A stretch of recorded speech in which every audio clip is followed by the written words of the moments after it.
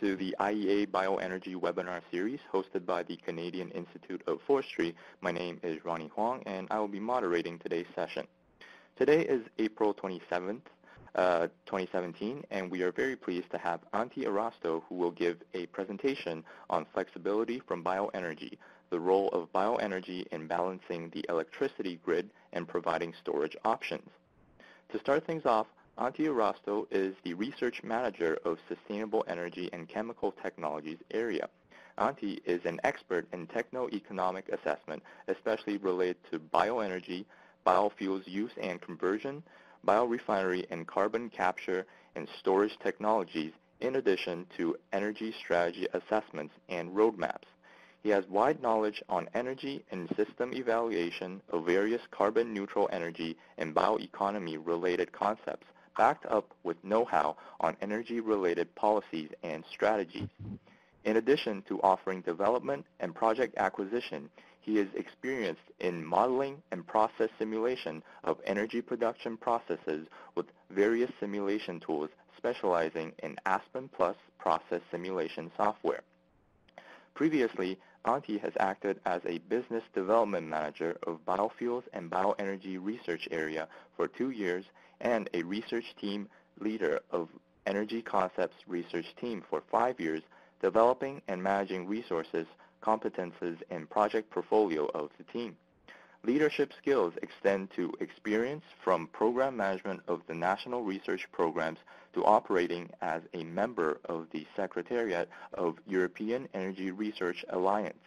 He has international experience, especially within European energy-related networks and projects, being currently an IEA Bioenergy Agreement EXCO Alternative Representative of Finland and Personal Representative in EERA EXCO. With that, I will pass it along to Antti to start the presentation. Thank you, Ronnie, for the extensive introduction. Can you all hear me? There's a bit of an echo in the microphone. Yep, we can hear you. Yep, it's good. So, greetings from Finland, and I mean especially spring greetings. It's currently snowing here in Finland. In this webinar, I'm going to present the results of a special project undertaken in IEA Bioenergy TCP. And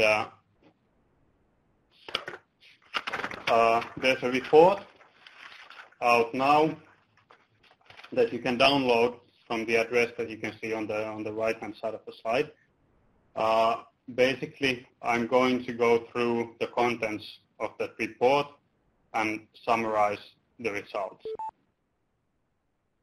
First, I'm going to tell a bit about the background, the role of renewables, bioenergy, and bioelectricity today, moving on to increasing market demand for renewables and why these challenges in balancing grids are occurring currently and especially in the future. Then I'll tell you a bit about the technical opportunities that we have with bioenergy to tackle these problems, and finally concluding all these aspects. In the beginning, I would also like to say that within this work, we've been concentrating to Europe, and especially on the electricity sector, where the issue of balancing is primarily occurring. So let's start.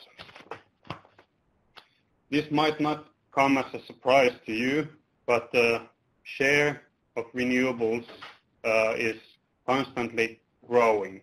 This is the figure of share of renewable energy sources in different sectors within EU 28.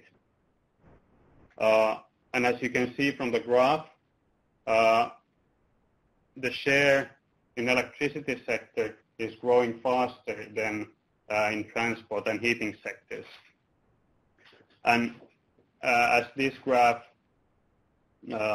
ends with the year 2014, the trend has actually even faster in the last 2 years.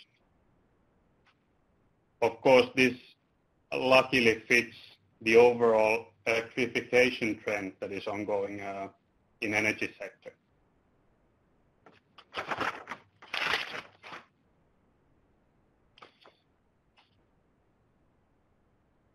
I said that we focus in electricity sector. However, I would like to highlight one aspect that is often not in the focus of discussions, and it's the role of heating in energy use. We have two graphs here describing the role of different energy use sectors within EU 28 again. And as you can see, heating and cooling actually represent almost half of all the energy use, transport being second, and actually electricity use being only or being the smallest. This especially concerns bioenergy, as a lot of it is used in heat and combined heat and power applications. And as you can see on the graph on the right-hand side, 3/4 of bioenergy is actually used in heating and cooling. Well, lucky enough, this also makes sense from a thermodynamic point of view compared to other fuel uses.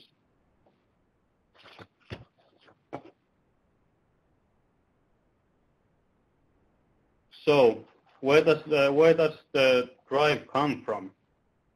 I mean, there's a lot of talk about changing roles, market drivers, and new business models, especially in electricity sector, but also in energy sector in general.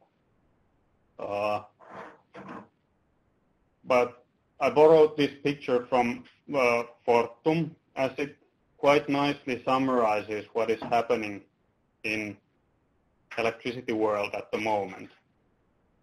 So you can actually see different places around the world and current and estimated future levelized costs of electricity associated to solar and wind power. The trend, of course, is that levelized cost of solar and wind energy are going down. I mean, it's getting cheaper and cheaper. There's, in certain areas of the world, so-called solar belt, solar energy prices are, of course, expected to go down even faster, whereas in other regions, say Northern Europe, the wind is expected to still to dominate cost-wise. Well, this is what is happening globally, but in more local level, these variable renewable energy sources, meaning that you can't control the production as it is dependent on weather. This, of course, causes problems, or at least need for balancing the energy consumption and production in the areas with high shares of these variable renewable energies. This is expected to cause change in price formation, and combined with the overall electrification trend, it is also assumed that it will actually change the role of electricity as a consumable and change the way we consider electricity markets and business models, how we can operate there.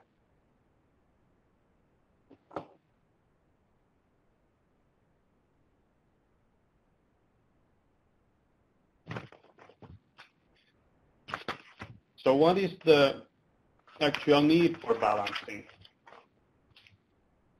And what is the value of it? So far, we have been able to tackle or to balance electricity consumption and production primarily by controlling the production. But as I just explained, with the variable renewable electricity sources, this will not be at least as easy as it used to be. So one thing that we need to keep in mind while considering balancing is that it can actually mean very different things. The time scale of balancing can vary from milliseconds to years. So you actually need to control the frequency of electricity grid to maintain it stable, and this represents the shorter time period of balancing. Whereas the long time period, meaning years or annual balancing, or actually annual balancing and years, is more in connection to seasonal variation, for example, of solar radiation in certain areas, seasonal variation of wind in certain areas, and directly then linked to capacity and year-long investment depreciation times. So in this picture, we show different time scales and the need, how it has been until now. And of course, money always follows the need. So whereas most of the need today is concerned in day-ahead markets, this is very much from the Nordic perspective. This need for different time scales is also expected to change a bit. Within this work, we have divided the balancing into two more general terms. You can see them here, mid-term balancing and short-term balancing. So referring to these while speaking on different scales of balancing.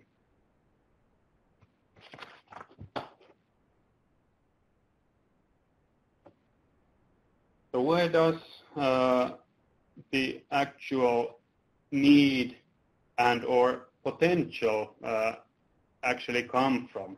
And where do we consider potential for bioenergy being big, maybe the need also? Within this graph, we've calculated a factor based on electricity generation, annual electricity generation. The factor is average bioelectricity generation within a country divided by share of variable renewable electricity generation. What we think this means is that the bigger the share of bioelectricity production in a country, the bigger the potential to use it as a balancing component in a grid. And the bigger the share of variable renewable electricity, of course, it indicates that the need for balancing is also bigger. So here you can basically see the situation in different European countries. Clearly, you can see that some areas, for example, Spain, has a lot of variable renewable electricity compared to bioenergy.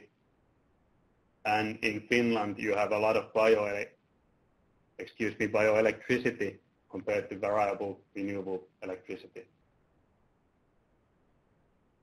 So coming later to one of our conclusions that areal differences are quite huge within this matter. Why we chose only to look at bioelectricities, the amount of bioelectricity, is that we think that the aim is eventually, or the ultimate aim is the decarbonized electricity system where fossil balancing capacity is not considered suitable anymore.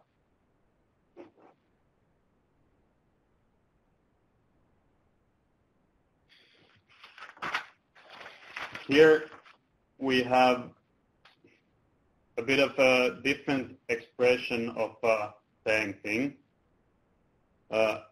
We try to estimate where the potential to use bioelectricity would be greatest, and also the need.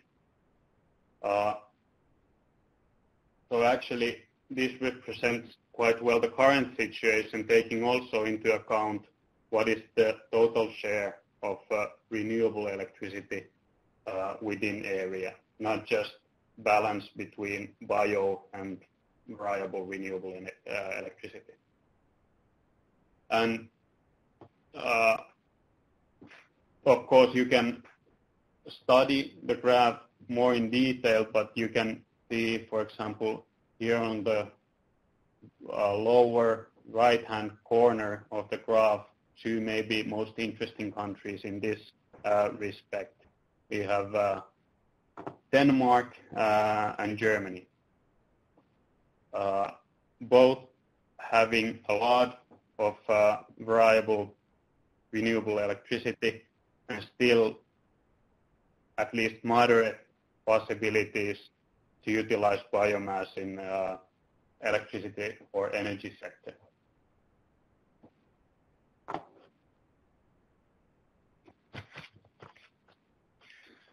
Of course, those two graphs only present the other side of the coin.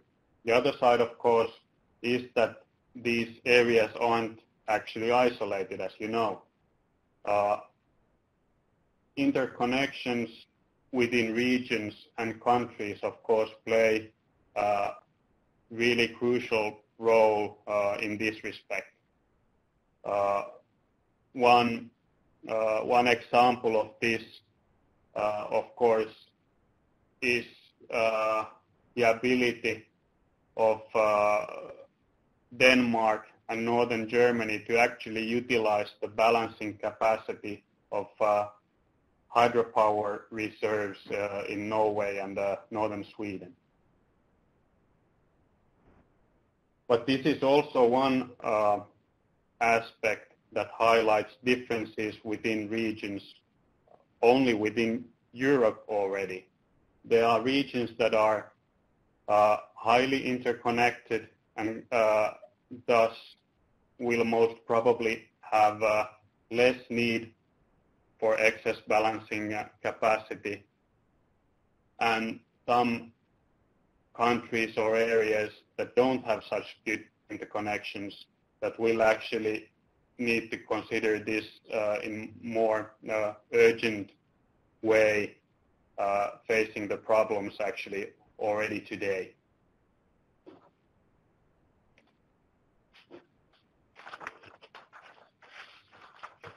So what is the actual need for balancing? This is a graph showing different studies of need of balancing in different areas with different shares of variable renewable electricity. That is actually in these studies only wind power. The need is expressed here as additional cost because of the balancing need. As the scope of, this actual work has been done within IEA Wind, and it actually only extends to, let's say, moderate shares of variable renewable electricity. So you can actually see areas with these, for example, 30% share of variable renewable electricity already exceeded today. But this gives an idea what the effects of this could be in euros.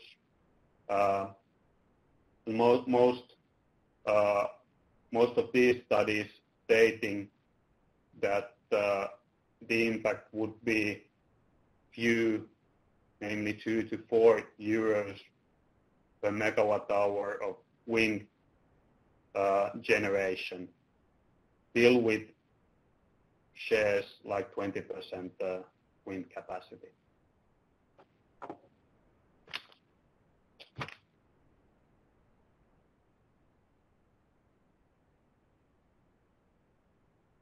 So, as I already stated, we came with the fact that regional differences are actually significant, and a general approach to the problem will not most probably give accurate enough answers. We considered 3 different general types of areas, and remember again that the context here is Europe. First of all, we have areas with high interconnectivity, high use of biomass, large shares of hydro and combined heat and power, and no gas infrastructure. These are types of areas that you can, for example, find in northern parts of Europe. Here we found that connection to heat grid and using that as balancing element also towards electricity grid is actually one of the best and cheapest solutions available. The second group of typical areas are defined as areas with medium interconnectivity, existing gas grids, and moderate biomass resources. These type of areas you are able to find in Central Europe, Germany, for example. And there, a bit like in the Nordic areas, we had heat grid that could be used as a balancing element. We actually saw that gas grid is here a really valuable asset that can be used as a buffer both ways towards electric grid. Maybe the most challenging area from technology perspective are, of course, areas with low interconnectivity, medium biomass resources, and no gas grid available. You can find these type of areas if you go more to south. Maybe Spain, for example, would be a good example of this. However, of course, these areas also have ability for high utilization of solar energy, and maybe that way they could also function as areas development areas for new technologies that are actually suitable or better suitable for balancing.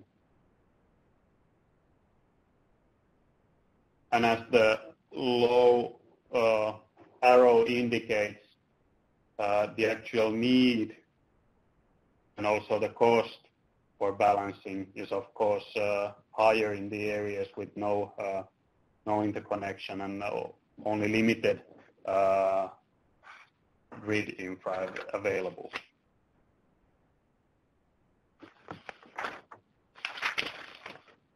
So then moving to bioenergy technologies and what possibilities do they offer today.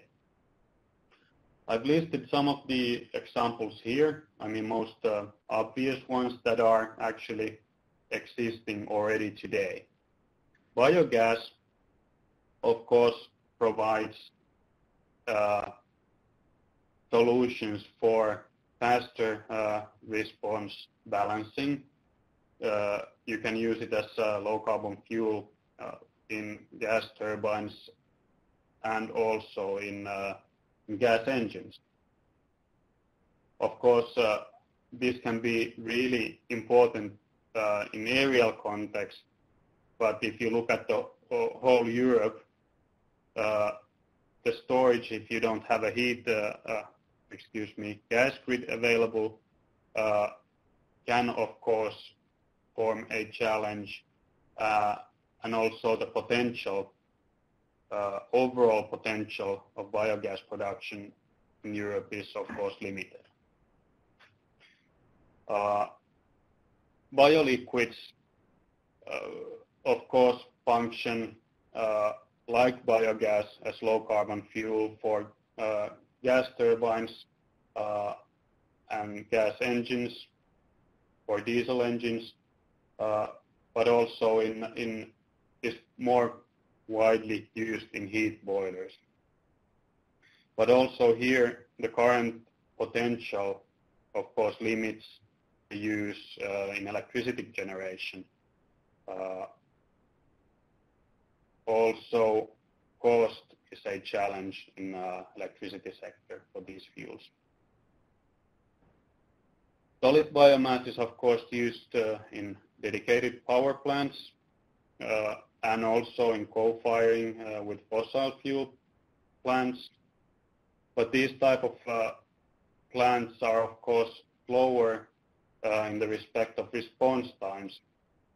So this has been considered more suitable for longer term balancing of electric grid.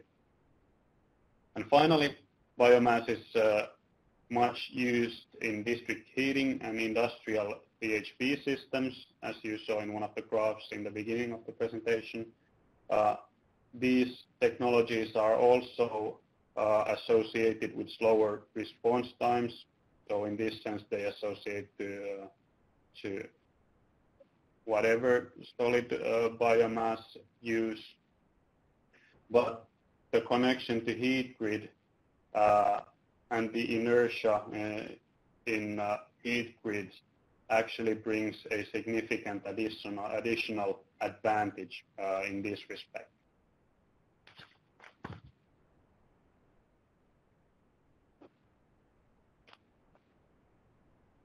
Then moving on to examples of future assets for grid balancing.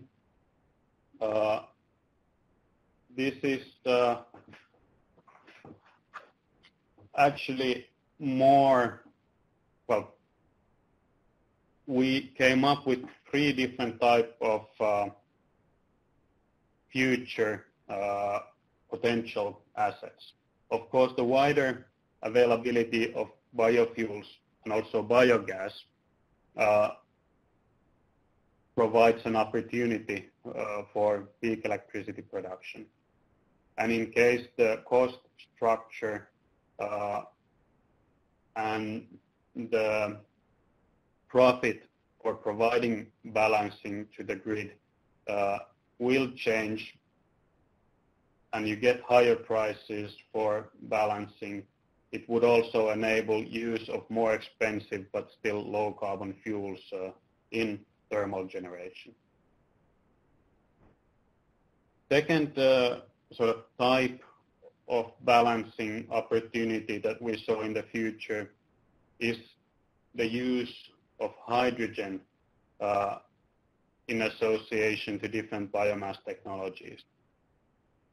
That would enable to take advantage of the excess solar and wind production and to store the energy in the form of hydrogen and further into longer hydrocarbons, whether it's used in hydro treating, upgrading of biogas, or boosting gasification-based biofuels.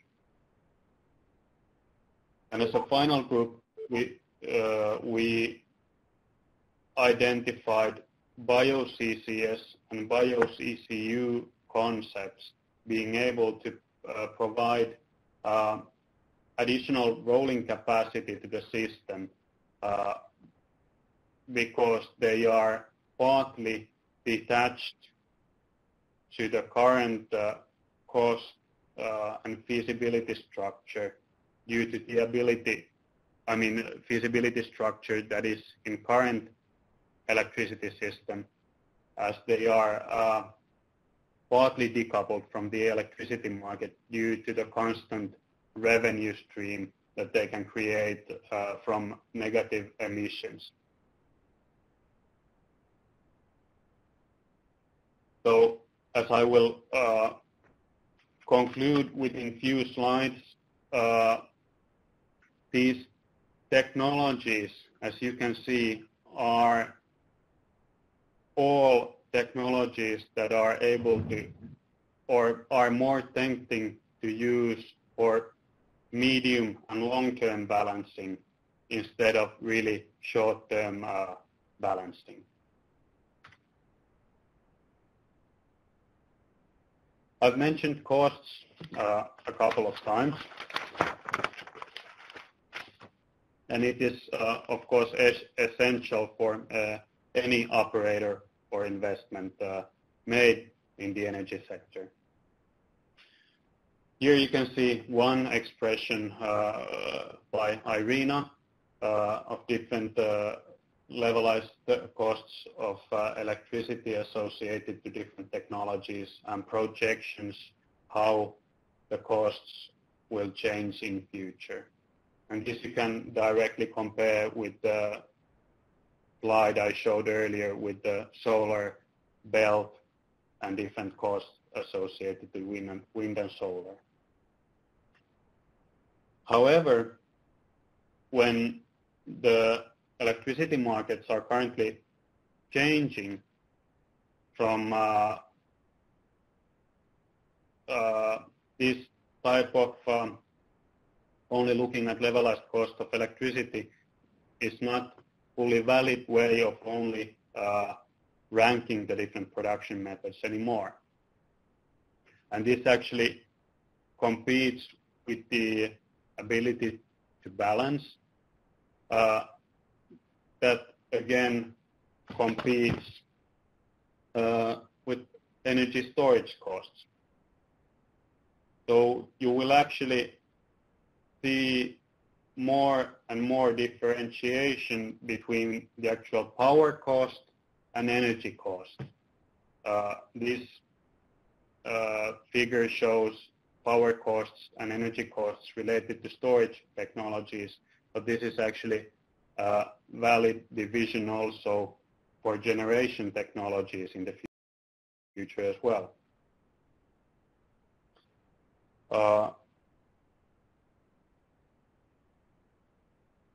So where costs of storage technologies have also been coming down, they still haven't, or we still haven't seen the drastic reduction as we have seen in the solar PV costs. This has been expected for quite some time. Hopefully we get it sooner than later, since that would enable quite a bit more penetration of variable renewable energy in the system, as the total cost of electricity is then something different.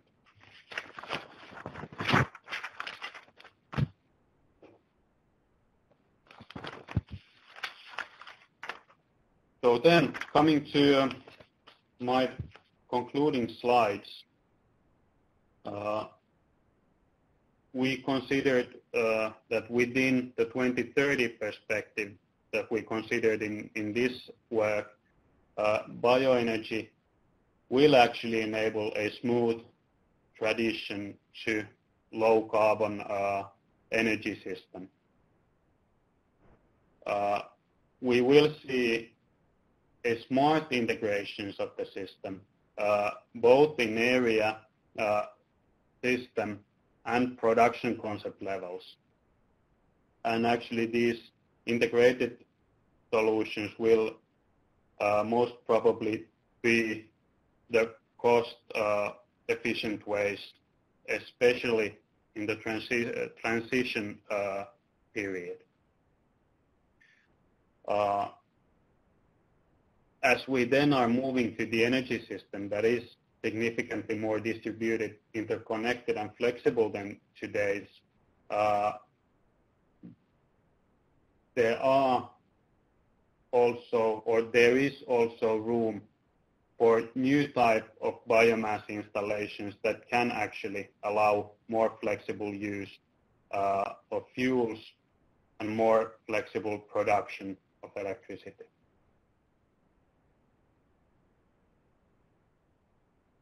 And this will create a demand for more dedicated concepts, more dedicated technologies, with the CapEx-OpEx balance being quite a bit different from the balance that we have used to see in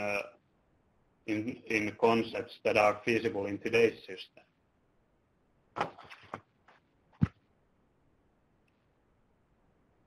So summarizing the conclusions within this, we concluded that biomass can play a big role here. It's a low carbon dispatchable electricity and energy source. Wide range of technologies already exist, and there is a huge potential to develop the current technologies towards more dynamic operation requirements that will emerge in future.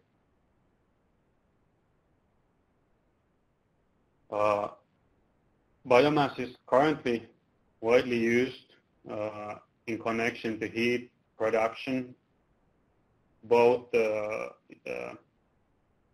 heat-only boilers and in combined heat and power. And whereas the conversion or production itself is not highly flexible, the connection to the grid actually brings significant opportunities to balance also the electric grid. Regional differences are huge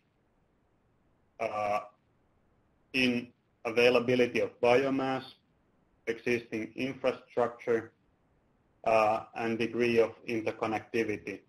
And these will actually make a huge difference in the need of balancing capacity.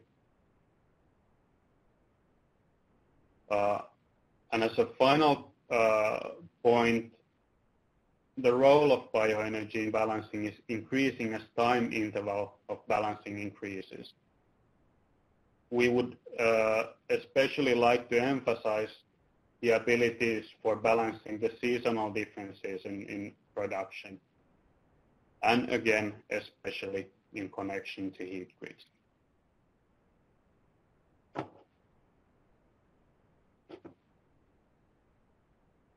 So what's next? How can we strengthen and actually take the most out of the existing uses of biomass? We considered 3 different technology development pathways. First being increasing the flexibility of existing assets and promoting smart integration within concepts and also to other energy carrier grids. Second, developing more advanced biomass-based energy carriers and making them widely available. And thirdly, concepts associated with bio-CCS and smart integration of renewable hydrogen. But of course, the role of all of these needs to be based on understanding of market need and how the market actually will change and how the new business models will formulate within the changing market.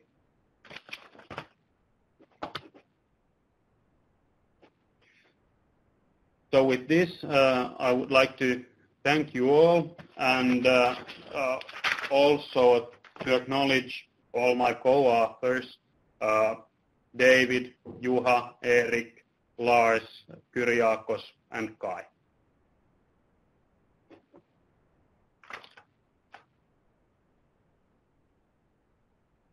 All right, thanks, Antti. That was fantastic.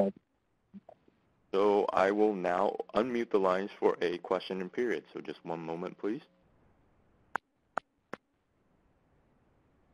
The leader has turned lecture off and your lines have been unmuted. All right, to ask a question over the phone, please state your name, where you are calling from, and then address the question. We also recommend directing any questions toward the chat pod in the middle of the screen. Feel free to type in any comments and questions, and more than one people can type in at the same time. So the floor is now open for questions.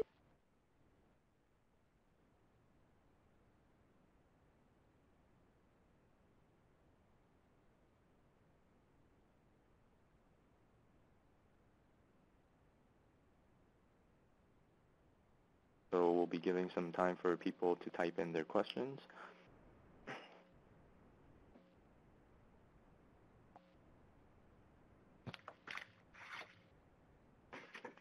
Antti, we have our first question from Maria.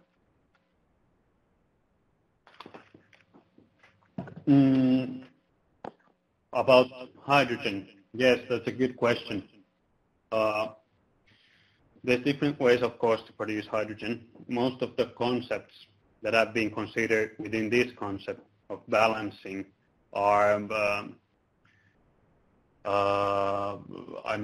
based on electrolysis. This is very much under research, for example, in Germany. But there's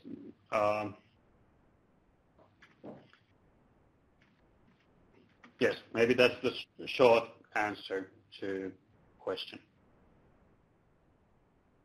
All right, so we still have multiple attendees typing, so we'll give them some time to get out their questions.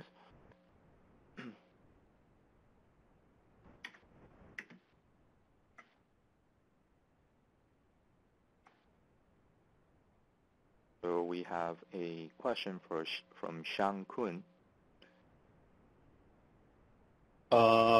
In Finland, yes, bioenergy sector is subsidized.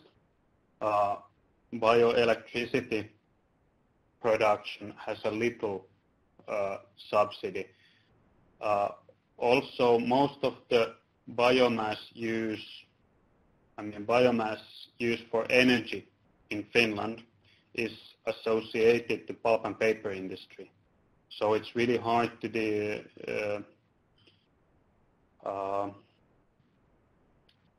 only consider bioelectricity or bioenergy in Finland without taking into account the whole forestry sector. But the short answer to your question is yes, it's subsidy. Great. We have a question from Jeff.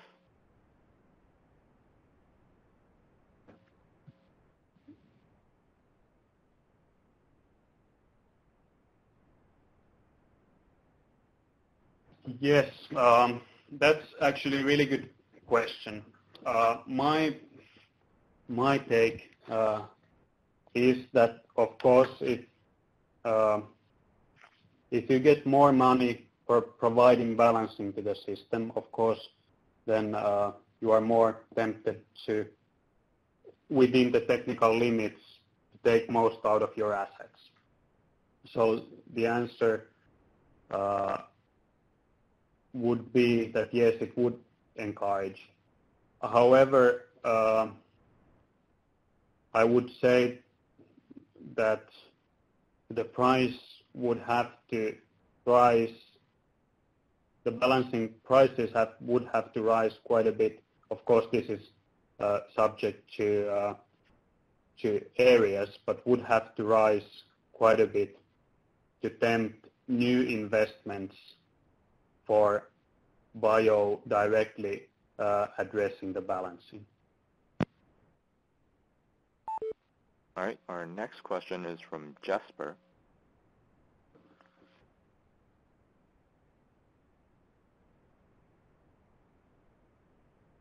Well, the role of cellulosic ethanol,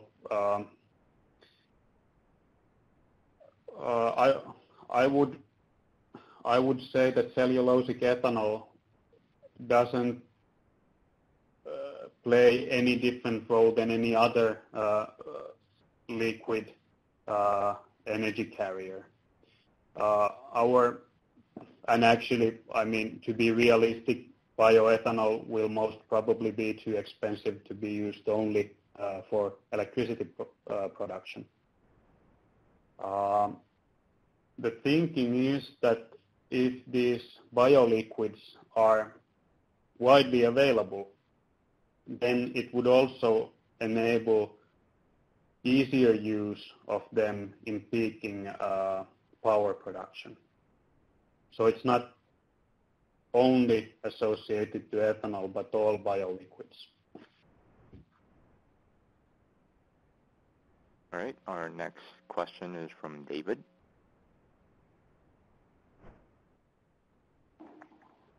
If anyone has experience in firing bamboo.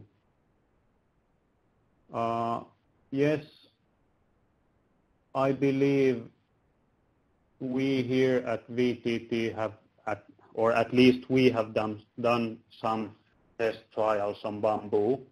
And if you're interested in those, I mean, send me an email. We can then check the exact cases, and I'll give you more information if that is available. Our next question is from Luke.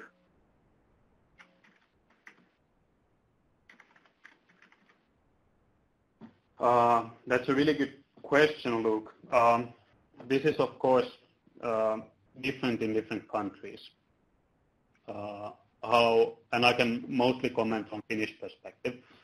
Of course, the role of capacity payments is essential. The question maybe is how these capacity payments are how the payments are handled in practice. Since, I mean, you can see two opposite corners how you can deal with capacity payments. To some extent, I believe this is in most countries, there are capacity fees that, for example, grid operator pays for generators just to maintain excess capacity for peak production. However, the limit how much there can be capacity that is actually not running maybe at all is very limited, or the capacity payments would have to be really, really, really high. The opposite corner of the solution is, of course, that you can have really, really, really high electricity prices only a few hours a day. So, I mean, in order to provide the peaking capacity, you need to get the revenue either from capacity fees or from market. And of course, this is subject to, different national approaches.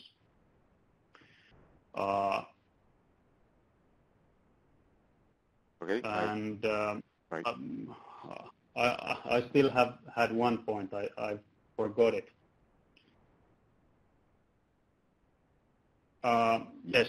So, how it's currently considered is that maybe the structure of electricity markets will change towards capacity payments or capacity-based payments, maybe also directly from consumer or distributor.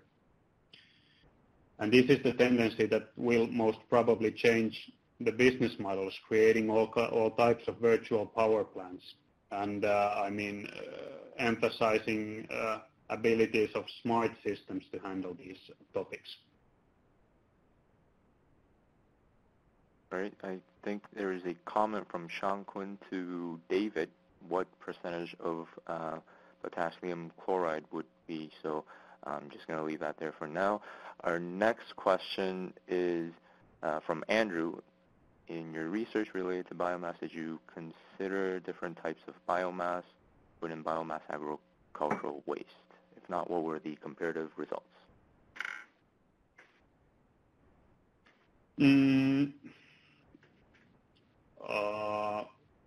A direct answer would be no, we didn't actually differentiate it. But the truth, of course, is that behind all of these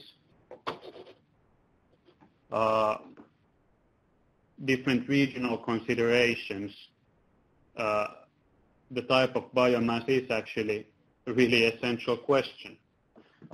From the balancing perspective, of course, agricultural residues are maybe a bit more challenging to be used, at least in dedicated combustion or in thermal capacity actually in general as well. Wood biomass being maybe a bit easier. So actually it's not directly related to the type of biomass, but actually applications are pretty much chosen based on the type of biomass. So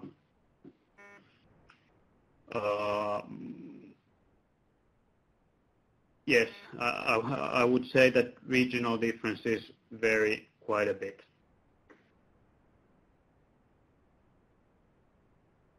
Okay, so we still have time for a few last questions, so we'll just leave it open, and if you have any comments or questions, feel free to type it in. So we'll give about another minute or so.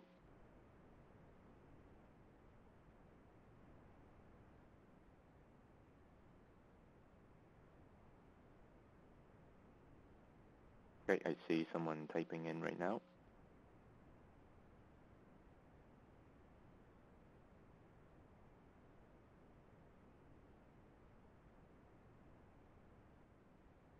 And of course, in case you didn't feel like I gave a complete answer to your question, feel free to contact me afterwards. You can actually see my contact information all the time over there, or if you come up with a question later. So there are a few people typing right now, so that'll probably be our last few questions.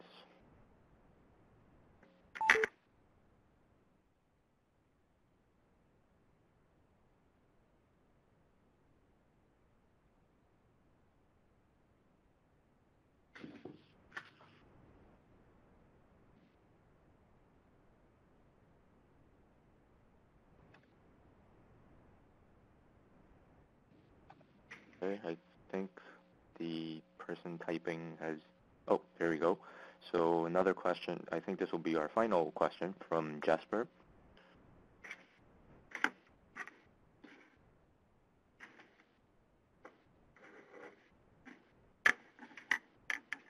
Mm, good question.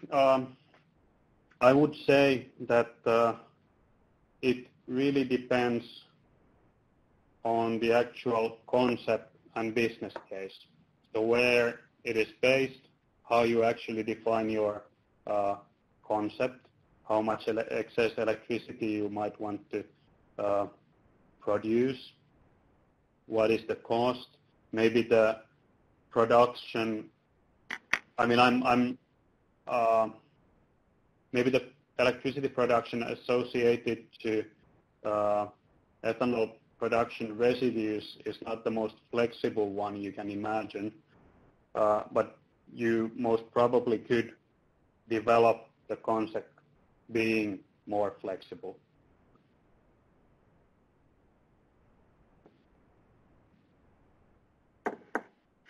Oh, there's one final question. Would you be comfortable taking the last question, Antti? Of course. Yes, we did consider power to gas, and this is one of the, if you consider the technology categories that we presented, it's associated to the hydrogen, use of excess hydrogen. And there, the most potential, of course, lies in the areas that you also have a gas grid connection. Of course, the other solution is that it enables penetration of electricity into the transport sector before the car fleet has been changed into electric cars. All right, thank you very much. So I think in the interest of time, we will begin wrapping up. So I would like to bring today's session to a close. So for those of you who are still interested in following up with Antti, his contact information is right now on screen. So feel free to write him and contact him. But then if there are no more questions, thank you all very much for participating in today's webinar. And once again, thank you very much to Antti for the wonderful presentation. Thank you all. Thank you. This was the IEA Bioenergy Webinar Series hosted by the Canadian Institute of Forestry, and we hope you have a wonderful day. Thank you.